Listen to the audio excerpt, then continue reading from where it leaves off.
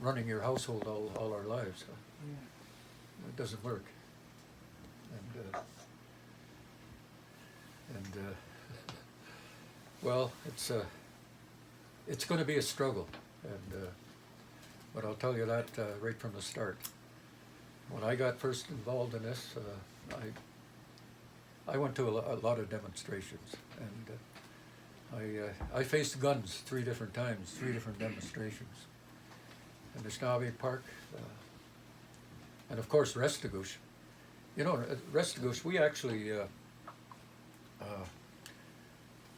actually had our guns ready. We were, if they come in with another charge, you would have heard gunfire, and as well, there was a whole bunch of other things that were planned that I can't really tell you about, but they backed off. They backed off immediately. I had to stop one guy from shooting down one of the helicopters. He was a Vietnam vet. He says, "I only need 300 yards. I'll take that helicopter down for you." Please do.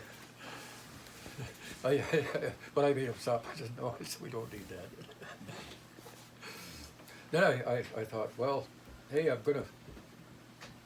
I think I'll walk into their headquarters and see what they do. So I told my guys, I says, I'm going to go over alone. I'm going to walk right in, and meantime they had all of their troops inside. It was about, when I counted them, there was 400.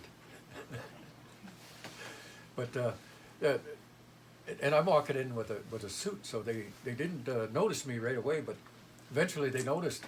And then they escorted me out. They couldn't do anything to me. I said, "I'm here to negotiate. What are you guys doing here?" Meantime, the whole reserve was bunkered, with bunkers in Vietnam, sand bunkers. And while I was there, in order to lessen the tension, I called a national meeting, and I got all the chiefs coming there for a national meeting. So that sort of put the end to everything. And then while I was there, I had I was quite friendly with the Indian Affairs Minister, John Monroe. He used to come and visit me at my house, but he just wanted to get away, and we talk. Sometimes we talk business, but usually not. He just liked to sit there and have a drink and listen to music and get away from it all. So he'd come over all the time. It's probably the last time Indian Affairs Minister ever had that kind of relationship. But I could see him anytime I wanted. But I got a lot of things done, and sort of in that secretive kind of way. I got a lot of things through that way. But yeah, it was really funny that night. The rest of the night, I sent my staff out. I told them, hey, get a couple of big bottles of booze, and because John likes to have a swig here and there. They got them just hammered. And here we had the Minister of Indian Affairs out checking all of the roadblocks, riding around the back of a pickup, holding on the bars, just hammered with my staff.